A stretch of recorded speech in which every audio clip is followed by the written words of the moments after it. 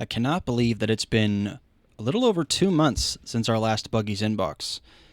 Well, today we are going to fix that and we are going to answer a slew of questions. A couple weeks ago, I asked you guys to submit some questions on a community post that I had made, and it could be something silly, it could be something deep, really just absolutely anything you wanted to ask. A real AMA, if you will. Ask Me Anything, for those who don't know. And I was going to answer every single one of them. I'm going to do that today, all in one video. This could be short, this could be long, I don't really know, but without further ado, let's begin with the return of Buggy's Inbox. First question for today is from S3A, and they ask a really deep question, something I had to think about a lot, and the question was, will you ever start a YouTube channel? You know, that's a really, really good, important question that I think every creator needs to think about. And that's one that I've been thinking about a lot. I've been thinking on it for about 2 weeks now, ever since they submitted this question. And I think that I've come to the conclusion that no, I don't think I will. Next question comes from my friend Calling Me Crazy. He asks, what does the balance of managing your time with your children look like as a parent? Some days as a single individual, I can't even manage to have enough time for myself. And I definitely feel that it's a challenge, if I'm being really honest. And I think the important thing is just being regimented and having a schedule. Obviously, I have a very strict schedule that I have for my day job. I work from X hour to X hour, and it's really easy to stick to that. But once I get off work, that is time that I dedicate to my children and my wife, and I make sure that I try to spend as much time as I possibly can with them as a group or as individuals. But I make sure that I optimize that time, because after I get off work, I have about a 4.5 hour window before my children go to sleep. So during that window, I try to spend time with them, and of course have to take a break to make dinner or do other things in between, some other just day-to-day things. But I try to dedicate that time to them. And when it comes to my own free time, I do have some time during the week that I have reserved for just, mental recuperation for myself. And I use that time pretty consistently as well. And then after I put the kids to sleep, then it's me and wife time. We watch shows, hang out, talk, do whatever we want, and just try to invest into each other and build our marriage up as best as we possibly can, because we cannot be good parents if we are not being good husbands and wives to each other. So, to make a long answer even longer, I stick to a very strict schedule as best as I possibly can, and I try to keep my priorities straight. If I don't have enough time for making videos, then I simply just don't do it, and I make sure that I invest that time into my children or my wife. Next question here from Awesome Rando. When you first started doing commentaries, did you cringe when you heard your voice in recordings? If so, how did you overcome it? That's a struggle that I have. I feel like this is pretty common for a lot of creators, at least initially, and I wouldn't say that necessarily cringed, but I still to this day am not a fan of hearing my own voice, especially if someone around me, like my wife, puts on one of my videos and is listening to it. I leave the room. I do not want to hear myself talk. Not a big fan of hearing it in playback, not a big fan of hearing it during the editing process, but it's just kind of part of the package. You got to get past it and stop judging yourself, because there's not much you can do to change your voice. So I just kind of roll with it at this point, but like I said, if someone's watching a video around me that's mine, I just tend to leave the room or put some headphones on or something like that, because I'm just not interested in hearing my own voice. Next question up from SLVR, Sly R09. Really catchy name there. I'm just going to call you Sly. So, question from Sly. Can you make a video about how to manage a marriage while enjoying video games and not making them into an addiction? I think this question, I was considering making it into its own video per your request, but I think this question leads directly into the answer that I gave for Calling Me Crazy's question. And I think it's just that. You have to have your priorities straight. And I love playing video games, but if there's two-day stretch, 3-day stretch, 2-week stretch where I just don't have reasonable time to play video games, if I have to sacrifice time with my wife or sacrifice time with my kids, then I simply just will not choose video games. I like to be quote-unquote addicted to a game and want to play a game and just have that drive and crave to want to play that game, because it just makes the enjoyment that much better. But at the end of the day, it's not really worth it to sacrifice the time with the people that I have just to kind of scratch that entertainment itch. So you have to be very cautious on how you approach video games in general, but priorities are very, very important. You have to make sure you keep your priorities straight and spend time with those around you whom you love, as well as doing the things that you just have to do as an adult. So priorities, priorities, priorities. Zima comes in with a question here. Are there any things you would have wished you planned more before becoming a parent? Me and my partner are currently working on ourselves as well as building the adequate finances too so we can bring them all the stability they need, as well as parents that are ready to be parents in any ways we can be. Now, I'm sure there are things you only really get to know as you're in the midst of it all, but I'd also love to hear your perspective on it all. And hey, never will I not look forward to an episode of Buggy's Inbox. Hey, thanks for that little boost of confidence there, Zima. But yeah, this is something that is really, really tricky for a lot of parents, and it's something that me and my wife dealt with too. And there's only certain things that you can really do to prepare yourself.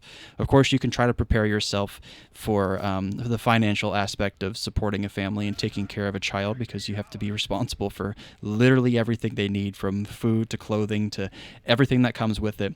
But if I'm being really honest, a lot of the lessons that I learned of being a parent, you just had to be in the trenches. There's a lot of things that you can do in terms of like reading books or taking parent classes, taking baby classes, and those are all good things. You'll learn a lot from doing those things, and just like learning some behavioral traits that you can look for ahead of time with your baby and how to navigate that. And there's some things that you can do that will enhance your experience and prepare you a little bit more. But at the end of the day, every single child is unique and they are their own being. So you can really only prepare so much. But I think it's also really important to know that you'll never be fully prepared. Part of it just is doing. You have to learn by doing sometimes. And like I said, every child's unique and they have their own behavioral traits and they're going to have their own little personality, and you have to learn to navigate as you experience it. I think there's plenty of things you can do that'll make your life easier, like trying to teach your child sign language, because it's really the only way they can communicate prior to being able to speak, and that can really help a lot.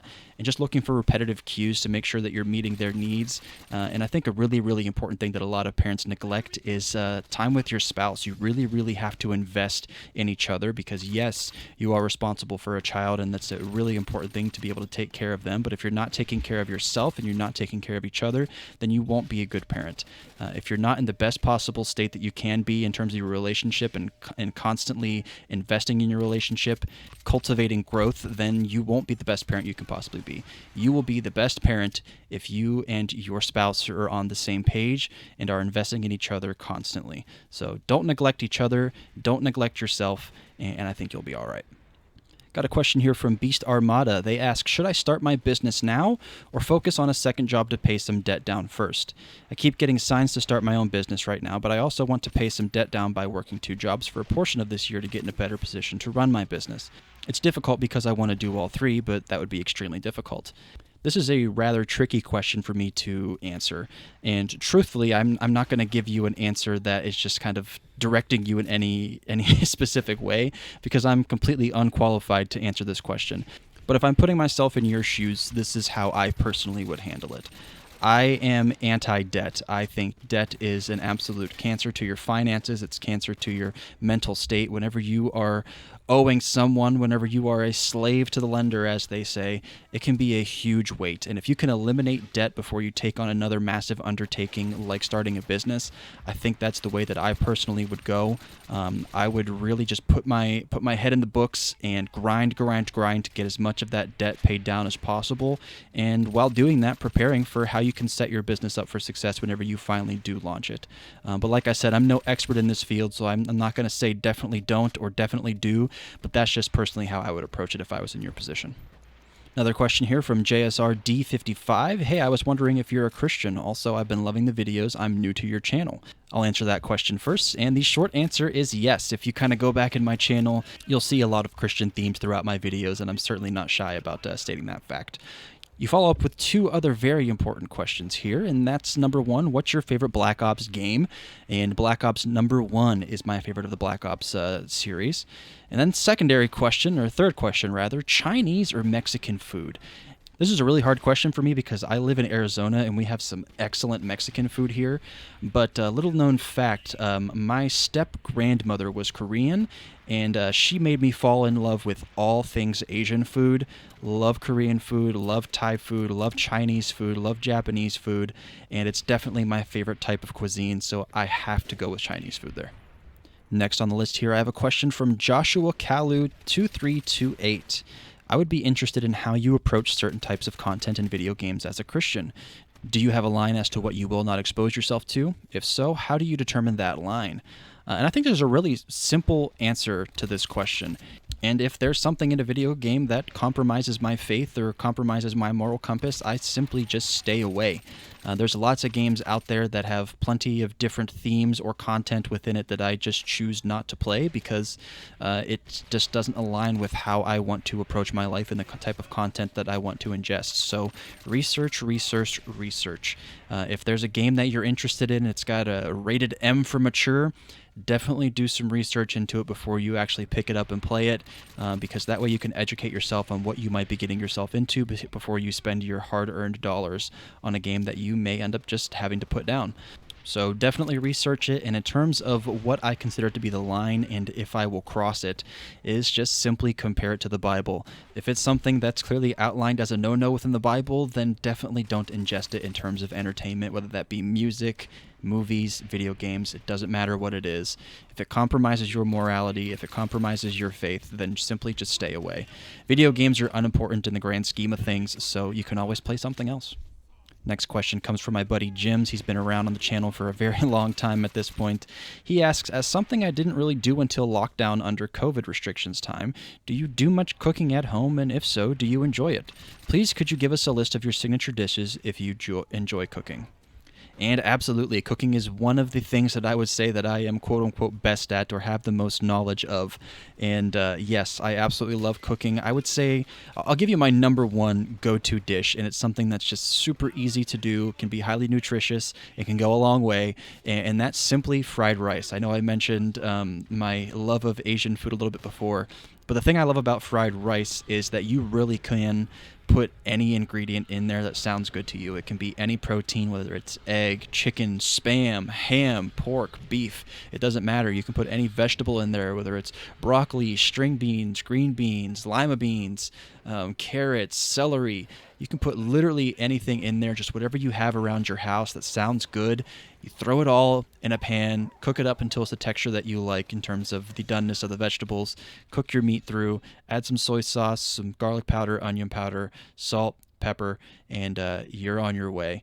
And that's one of my favorite go-to meals for sure. My guilty pleasure meal is just a good, trashy smash burger, greasy and delicious. I don't know a person that doesn't like a good burger. If you can't eat meat, it's just as good as with turkey burger. I like to eat those two. So those two meals are probably my go-to. One that I can pack full of nutritious contents, and the other one that satisfies a little bit of a craving. So there you go. Next question here is from my buddy YLearn. He asks, what gave you the original inspiration to start COD commentaries again in 2024? Before your first video, what happened that week that made you say, let's play some COD and talk about life? And it actually really was just like an epiphany I had at like 9 o'clock at night. I was just laying in bed, and I was really itching to get back into content. It's just something that I've loved doing for a very long time. And I was just thinking to myself, how can I get back into content in a way that's not going to really overextend me in terms of the long term? Something that I can really express myself in a meaningful way while playing a game that I love. And I thought back to how I started getting into YouTube in the first place, and that was watching commentaries in the year 2009. It really is that simple. I was laying in my bed at 9 o'clock. I looked over at my wife, and I'm like, I think I'm going to go make a video. And she was like, okay. So I left, and I made that first video that I stole the title from Hutch, They Always Come Back, and then I made a follow-up video to that called Nostalgia and Getting Older, and it kind of just launched whatever this is now. And I really enjoy doing it, and I think it's really a great niche that we have that adds a lot of meaning and has value, and I think that's why I continue to make these types of videos. So thanks for the question. Second to last question here from Rough Kerr. How do you best handle times of unemployment in terms of what you spend your resources on, such as time and money? This is a very, very tricky one as well. Unemployment is a very unfortunate thing, and I think you have to be extremely frugal anytime that you're dealing with unemployment. You really only spend your resources on In terms of money, you really only spend it on the necessities. You pay your bills, you pay for food, you be as frugal as you possibly can, and you spend as much time as reasonable looking for new employment, applying for jobs, and just trying to get your foot in the door somewhere so you can have a consistent source of income. I think the thing that a lot of people forget nowadays is that jobs are not necessarily permanent. You can apply for a job, get that consistent income, and be paying for your bills, and then continue looking for another job that might kind of fit you long term, be better for you mentally, be better for you financially, but allows you to get your foot in the door somewhere, get some consistent income to pay for those bills, those necessities, and then you can move on. I think that's a really important thing to remember. So spend your money on things that are the most important, like your bills, like your food, and then spend your time trying to get your foot in the door somewhere so you can get consistent money, consistent income, so that way you can put yourself in a better situation long term. So hopefully that helps. Final question here from Verlasis. May I ask what your creative process is? How does a dynamic YouTuber combat writer's block? Authors just grab the pen and let the hand fly. This feels different. This is another tricky question for me because I go about it in different ways depending on the type of video that I'm making. Now, some videos like this are completely off the cuff. I don't have anything written down. I'm just stopping and thinking about what I want to say before I click the record button. And I'll literally just sit on here on Audacity, press stop, record, delete something, stop, record, until I get a take that I think is reasonable and I've been able to get my point across in a relatively cohesive way. Now, the other style of videos that I make are a bit more involved, if you will. And the thing that I've found is most important for me to continue to keep me motivated is to not overextend myself. And if I'm not feeling passionate about a certain project, I simply try to work on something else. I've been stuck on a video that I've been wanting to make for the last probably month and a half at this point. And I've kind of hit a little bit of a block on how I want to approach this video. So rather than just try to force to get something done, I've simply just put it on pause and I'm continuing to work on other things that will keep the ball rolling and keep the creative juices flowing while not putting out a half-baked project, if you will. I think consistency is a really big thing for me personally, at least creatively, because if I'm not consistently creating something, then I'll kind of lose my touch, lose my momentum. So I never go too long before I get back in front of my computer and start creating something again. But I'll never make videos that I'm not passionate about or I think has something to offer the viewer. There's actually been a few times now where I've completely made a video, and I'm talking rendering the video, uploading the video, making a thumbnail and everything, and having it scheduled, and then I pull the plug on it entirely. And I think that's something that initially I was scared to do because I would just rather be consistent and put something out there rather than nothing at all. But after a few months of making content, I've kind of chosen the quality over quantity route, and I try to make something that I personally would actually want to watch. And truthfully, I do exactly that. If I make a video that has a topic that I'm personally interested in, I'll make the video, upload the video, and then the day it comes out, I'll actually sit down and watch the video and try to get the full viewer experience and think about how I can improve on my next video or how the viewer might perceive this video from a third-party perspective. At the end of the day, I think it's really important to be conscious of how much bandwidth you have left. Don't just make for the sake of making. Make content that you actually care about and care about the content that you actually make. If you're struggling to find time on working on your scripts or whatever it may be, then schedule that into your personal schedule. If that means only being able to work on it for 15 to 30 minutes a day, then at least you're making some progress, but you've dedicated that time to get that work done. I think that can help a lot, and I personally do that on many occasions. I'll take a lunch break and I'll just pull my laptop out on my lunch break and start writing. And often that dedicated time for just writing can really help me make some good progress and get those creative juices flowing. But like I said before, if it's not working, sometimes I'll just stop. I'll put it to the side and come back to it another day or just can it altogether. I think I have about 6 or 7 scripts that are completely done that need touching up or I'm just not satisfied with that may never see the light of day or may just get completely rewritten or who knows what will happen with them. But be happy with the product that you make, and if you're not happy, then don't release it to the public. I know this video was a little bit of a doozy, so I appreciate those of you who asked the question. I appreciate those who are still watching the video at this point. It means a lot that I have the viewers that I do have, and they're consistently watching my videos and supporting me.